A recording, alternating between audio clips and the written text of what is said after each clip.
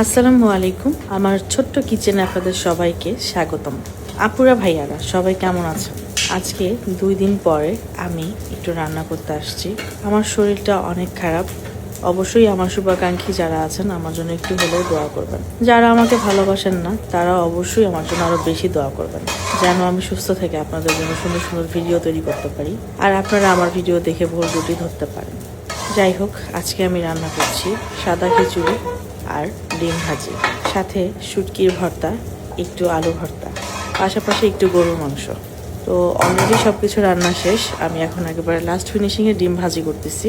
ডিমটা ভাজি করতেছি কাঁচামরিচ, পেঁয়াজ এবং ধনিয়া পাতা দিয়ে। তবে সাধারণ কোনো তেল নয়, ঘিয়ের ভিতরে আমি ডিমটা ভাজি করতেছি। আর খিচুড়িটা রান্না করতেছি শুধুমাত্র মুগের ডাল দিয়ে, সাথে একটু আলু দিয়েছি। জানি খেতে অনেক বেশি মজা হয়, তাই সব আপুরা আমাকে মাঝে মাঝে বলো তুমি খাবারের ভিডিও দাও কিন্তু রান্নার ভিডিও দাও না। অনেকেই অনুরোধ করেন রান্নার ভিডিও দিতে। আগে দিতাম, এখন একটু ব্যস্ত থাকি দেখে